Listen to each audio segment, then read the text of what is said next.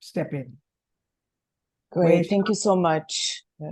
Thank you, Radhika, Diksha, and the entire SAHR team for inviting me for this crucial and timely discussion on the situation of Afghan women and the impact of the Taliban's gender apartheid regime on women. It's always an honor to be on the same panel with Special Envoy Bennett and Mr. Ramespour.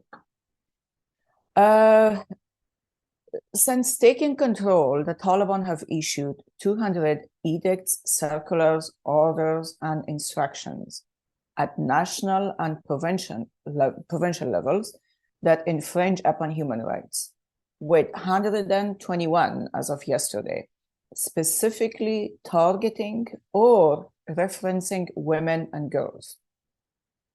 These directives impact every aspect of a woman's life, systematically stripping away their rights and freedoms.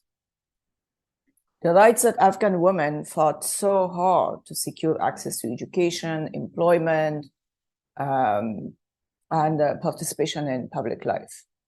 To provide some context, I think it's important to note that Afghan women have been striving for progress since the early 20th century. The advancements that I'm about to briefly highlight did not begin in 2001, as many in both the West and East mistakenly believe. Afghan women's journey towards emancipation started long before the US invasion or intervention following 9/11. Afghan women gained the right to vote in 1919. That's 1919. Women's rights and gender equality before the law were enshrined in the constitutions in 1923 and reaffirmed in the 1964 and 1973 constitutions, and most recently in the 2004 constitution. Women were elected to the parliament and held cabinet positions as early as in the 1960s. After 2001, before the Taliban took control just 2 years ago, women made up 25% of the Afghan parliament. Out of 320 seats in the parliament, 89 were held by women. In the government, they served as ministers, deputy ministers, they served as diplomats. In fact, there were 111 female diplomats, including ambassadors. They were judges, lawyers, prosecutors, and so on. So now what has happened in the past 3 years? The first thing they did was obviously declare the Islamic Emirate of Afghanistan, the same title that they used in the 90s. Suspended the constitution and all other legislations and policies that were in place to protect women's rights, including the law on the elimination of violence against women. Abolished institutions and mechanisms that provided protection against gender-based violence, such as Afghan Independent Human Rights Commission, Ministry of Women's Affairs, Commission to Eliminate Violence Against Women, and shelters and safe houses for victims of domestic violence. They also replaced the Ministry of Women's Affairs with the Ministry for the Propagation of Virtue and Prevention of Vice. It's known for its notorious record of suppressing women's rights. So the Ministry of Vice and Virtue is one of the most powerful arm of the Taliban's government. Some of the policies that have been either issued or enforced by the Vice and Virtue include ban on education, ban on employment with government, ban on employment with the UN and governmental organizations, banning women from going to parks, playing sport, running businesses such as hair and beauty salons and so on. They have regulated or imposed head-to-toe cover. For those of you who have been to Afghanistan, you know that Afghan women are modestly dressed to begin with, all the time. As if the situation wasn't already dire, on July 10th, as Richard just mentioned, the Taliban issued a new decree that imposes even stricter limitations on women. This decree, the new one, outlines the expanded duties and responsibilities of the vice virtue inspectors or the moral police, granting them unprecedented control over nearly every aspect of women's life, both in public and also in private. The decree not only empowers the moral police, but also gives them the discretion to determine the punishment for any perceived violations under ta'zir or disciplinary punishments. Speaking of punishment, since November 2022, when they reenacted the qisas, hudud, and ta'zir punishments, 854 people, including 129 women, have been subjected to public lashing. The majority of these women who have been subjected to public lashing and imprisonment have been accused of running away from home or not fully complying by the Taliban's mahram and hijab requirements.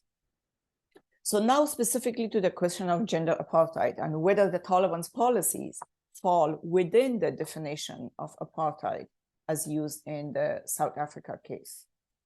I'm doing a very brief comparison because I know that there are many still in the West and the East believe that the Taliban's policies do not qualify as apartheid. So here is the thing. In 1948, South Africa's all-white government intensified the enforcement of segregation policies, targeting non-white populations that were the Black population, as well as Asians and colored population. In the government, there was no place for anyone other than the all-white. So let's now see what the Taliban have done. In 2021, when they formed their government, they formed an exclusive Taliban government, upholding their radical interpretation of Islam and deeply conservative views regarding women and girls.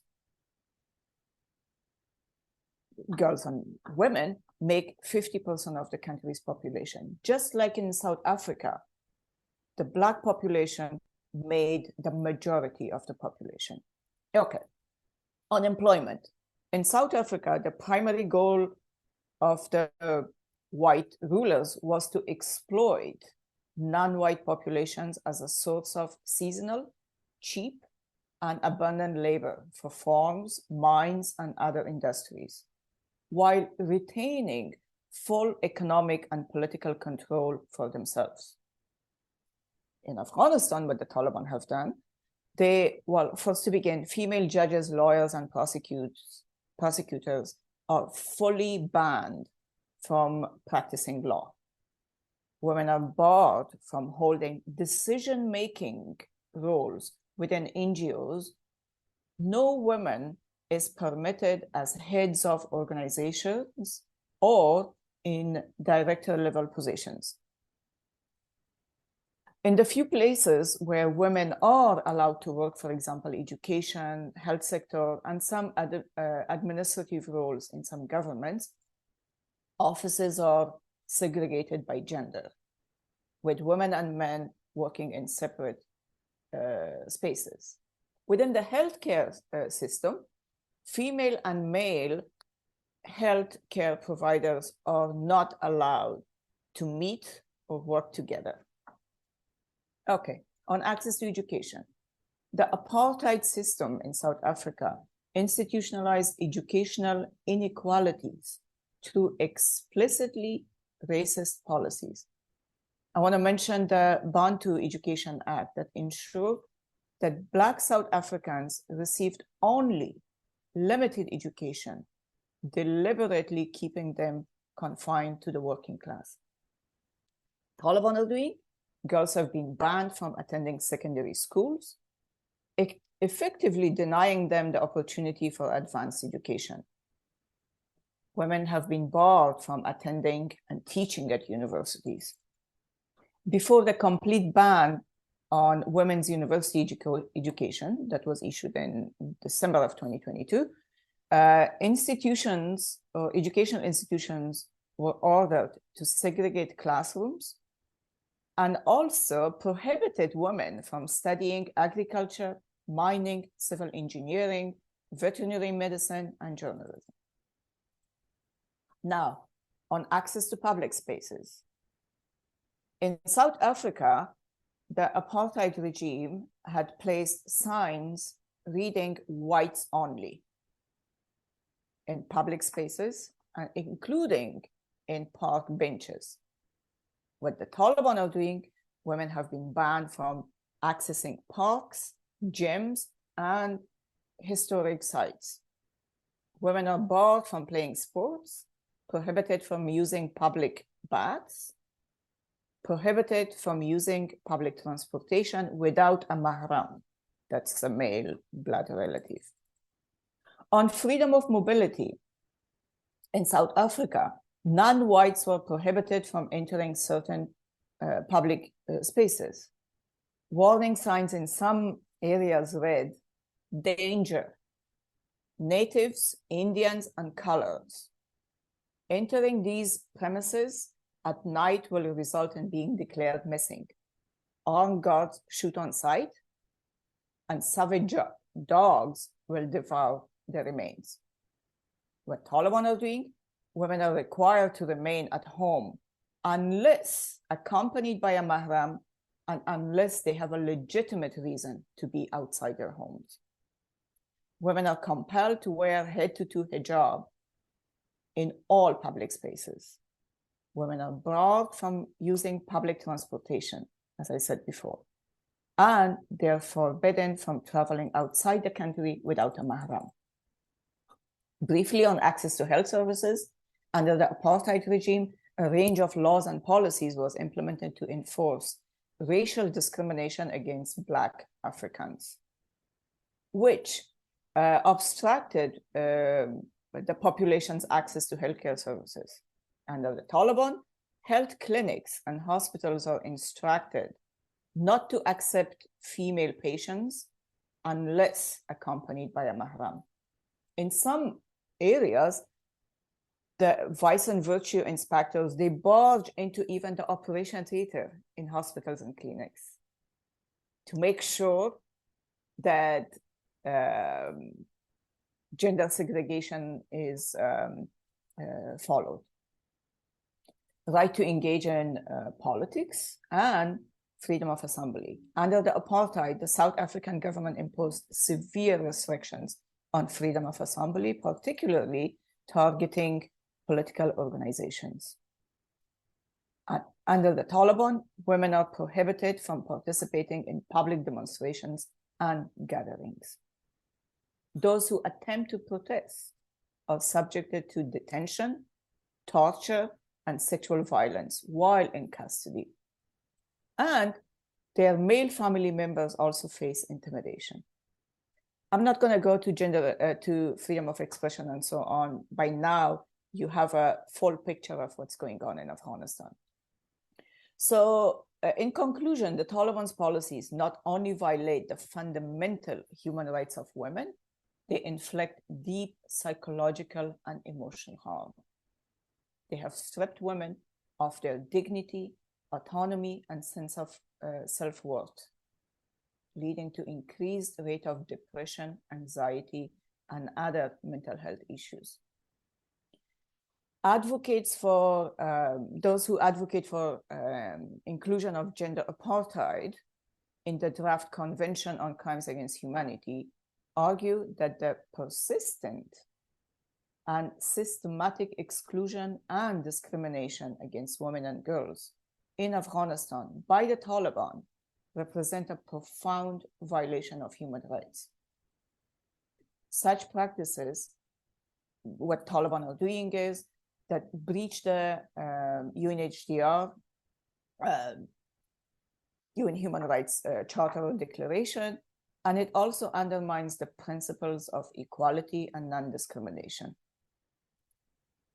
The Taliban's policies demonstrate a clear and form of institutionalized oppression. I'll stop here and we'll come back to answering any questions, but I hope I have now painted a full and clear picture of how the Taliban's policies compare with the South Africa's apartheid regime. Thank you. Thank you, Belquis. We're really